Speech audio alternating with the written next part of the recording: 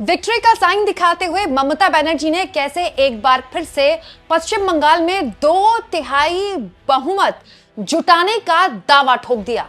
कैसे ममता बनर्जी ने एक बार फिर से कह दिया कि बीजेपी ने भले ही अपने सुरक्षा बलों के जरिए कितना भी डराने धमकाने की कोशिश की हो, लेकिन हम न केवल जीत रहे हैं बल्कि 2/3 मेजोरिटी के साथ सत्ता में वापसी कर रहे हैं।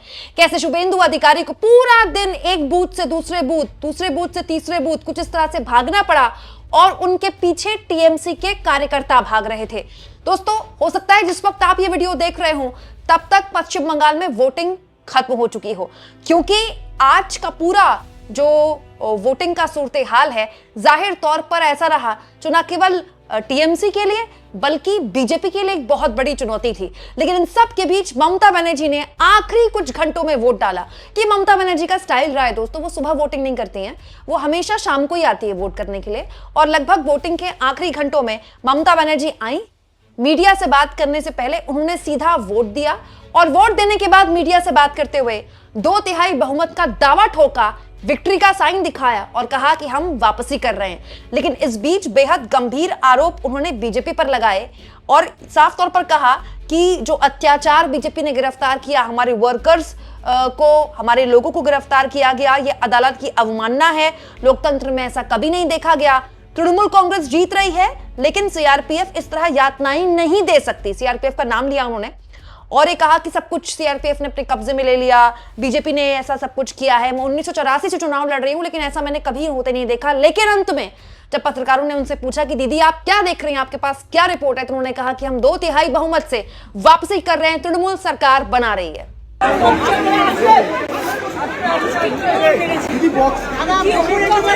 दीदी क्या रिपोर्ट आ रही है पूरे बंगाल से, क्या रिपोर्ट है आपके पास? आस्ते आस्ते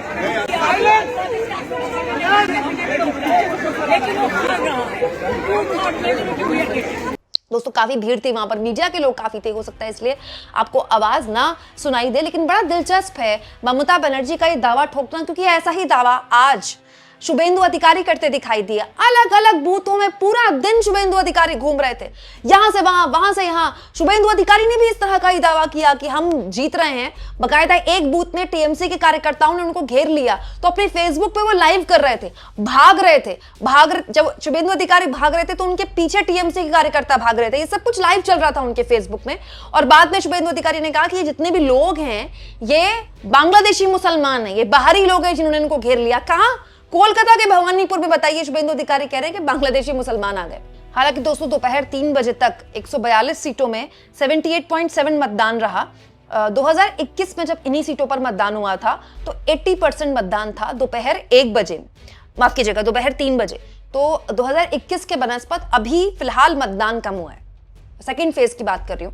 हालांकि हमारे यहाँ आजकल मतदान प्रतिशत बढ़ता है, कई बार एक दिन बाद भी बढ़ता है, तो फाइनल वोटिंग प्रतिशत के बाद ही कहा जा सकता है कि कम हुआ है मतदान, ज्यादा हुआ है। लेकिन कई जगह हिंसा की खबरें भी आई, कई जगह सीआरपीएफ से टीएमसी ने वीडियो भी शेयर किया कि उनकी झड़प हुई है, कुछ औरतों के साथ झड़प हुई है, इस तरह की वीडियोज आई। बाकायदा फाल्टा विधानसभा से तो बीजेपी ने शिकायत कर दी कि ईवीएम की टैंपरिंग हुई है, यहाँ पर बीजेपी का जो नेता है उसका नाम ही हटा दिया गया, बटन में मतलब दबाने का ऑप्शन ही नहीं था बीजेपी का। उसके बाद इस पोलिंग बूथ में री वोटिंग के आदेश दे दिए हैं, दोबारा से वोटिंग होगी इस पोलिंग बूथ में जहां पर इस तरह की शिकायत आई थी। ये आदेश चुनाव आयोग ने दिए हैं। कुल जमा बात यह है दोस्तों कि तृणमूल कांग्रेस और बीजेपी दोनों ही अपनी अपनी जीत का दावा ठोक रहे हैं।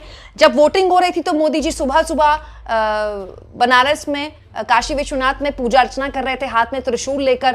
सारे टीवी चैनल्स में उनका चेहरा चल रहा था। फिर दिन में जब वोटिंग हो रही थी तो मोदी जी हाईवे में थे। तो आप देख ही रहे हैं दोस्तों, चुनाव के दौरान भी हमारे मोदी जी का या तो कहीं भाषण चलता है या फिर वो कहीं कोई कार्यक्रम में अपना मतलब अपीयरेंस दे रहे होते हैं और वो सब कुछ टीवी पे चल रहा होता है। लेकिन अब इन तमाम वादों दावों का वक्त खत्म हो चुका है, क्योंकि लगभग अब मशीनों में किस्मत का फैसला दोनों ही पार्टियों का कैद हो चुका है। शुभेंदु अधिकारी के लिए ये चुनौती है, क्योंकि दोस्तों ये जो चुनाव है ममता बनर्जी के लिए बहुत ही मुश्किल चुनाव है, बहुत ज्यादा मुश्किल है। और उनके चेहरे पर आप ये मुश्किल साफ तौर पर देख सकते हैं। आज सुबह से ममता बनर्जी अलग अलग बूथों पे घूम रही हैं, लगातार मीडिया से बात कर रही हैं और ये आरोप लगा रही हैं कि उनके कार्यकर्ताओं को परेशान किया जा रहा है। ऐसा होता नहीं है। ममता बनर्जी हमेशा शाम को ही निकलती हैं वोट डालने के लिए, लेकिन आज सुबह से वो निकल रही हैं और उन्होंने खुद कहा कि पूरी रात सो नहीं पाई। अभिषेक और वो पूरी रात सो नहीं पाए क्योंकि बार बार फोन आ रहे थे, उनको बताया जा रहा था कि उन वर्कर्स को उनके परेशान किया जा रहा है। और आज शाम को भी उनके चेहरे पर वो टेंशन साफ तौर पर दिखाई दे रही है। मतलब निश्चिंत तो बिल्कुल भी नहीं थी ममता बनर्जी। शुभेंदु अधिकारी भी निश्चिंत नहीं थे, निश्चिंत बीजेपी भी नहीं है। शुभेंदु अधिकारी ने खुद बताया मीडिया से बात करते हुए कि अमित शाह से उनकी बात हुई है, अमित शाह लगातार उनसे रिपोर्ट ले रहे हैं। तो आप समझ सकते हैं कि बीजेपी और तृणमूल कांग्रेस दोनों के जो स्टेक्स है बहुत हाई है। अब दिलचस्प ये है दोस्तों कि किसके दावों में सच्चाई होती है, कौन आगे निकल पाता है, कौन आप कह सकते हैं कि सरकार बना पाता है, तो खैर आने वाला वक्त बता देगा। लेकिन ये भागदौड़ बताती है कि ये चुनाव बड़ा मुश्किल था और जिसमें कोई दो राय नहीं दोस्तों, मुश्किल तो था। ममता बनर्जी का ये गढ़ है दूसरे चरण का मतदान। पहले चरण के मतदान में तो बीजेपी ने दावा ठोका कि उसने सेंचुरी पार कर ली है, तो वो तो बेसिकली उसके प्रभाव वाला इलाका था। ये जो दूसरे चरण का मतदान जहां पर हुआ है अभी, जब ऑलमोस्ट खत्म होने को है, यहां तो ममता बनर्जी ने करीब करीब 3 जिले ऐसे हैं, 4 जिले ऐसे हैं जहां पर ममता बनर्जी ने क्लीन स्वीप की थी। बीजेपी एक भी सीट नहीं जीत पाई थी। और यहीं पर आप देखिए प्रधानमंत्री की रैलियां हुई, योगी आदित्यनाथ की रैली हुई, यहीं पर मतुआ समाज को साधने की कोशिश, यहीं पर घुसपैठिए वाला मुद्दा। अब पूरा जो जोर था बीजेपी का इन्हीं इलाकों में था कि हर लिहाज से ममता का जो गढ़ है उसमें सेंधमारी की जाए। और आज पूरा दिन जिस तरह से टीएमसी सक्रिय रही, पूरा सोशल मीडिया आप देख लीजिए, जमीन पर उनके कार्यकर्ता जाहिर तौर पर ये दिखा भी, जनता के बीच भी उत्साह दिखाई दिया, लंबी लंबी कतारें दिखाई दे रही थी। अब ये लंबी कतारें किसके लिए जोर का झटका जोर से लाने वाली हूं और किसकी नैया पार लगने वाली है, तो खैर 4 तारीख को पता चल जाएगा। लेकिन दोस्तों मेरे चैनल में भी आप एग्जिट पोल जरूर देखिएगा। ग्राउंड जीरो पर उतरकर मैंने पश्चिम बंगाल के चुनावी कवरेज आपके सामने रखी थी, तो आपके हिसाब से पश्चिम बंगाल में क्या होता है तो आप कमेंट बॉक्स में बताइएगा ही। लेकिन साथ साथ में मेरे इस चैनल में भी आप मेरा एग्जिट पोल देखिएगा शाम 6:30 बजे के बाद ही, क्योंकि चुनाव आयोग के नियम कायदे होते हैं, उससे पहले हम एग्जिट पोल नहीं दिखा सकते। लेकिन शाम को 6:30 बजे ठीक आपको मेरे चैनल में मेरा एग्जिट पोल दिखाई देगा। आप इस मुद्दे को किस तरह से लेते हैं दोस्तों? जी हाँ, ममता बनर्जी दावा कर रही हैं 2/3 बहुमत का, शुभेंदु अधिकारी कह रहे हैं कि सब सेट हो चुका है, न केवल ममता बनर्जी भवानीपुर हार रही है बल्कि पूरा पश्चिम बंगाल हार रही है। आपको क्या लगता है कौन हार रहा है, कौन जीत रहा है, बंगाल में कौन बना रहा है सरकार?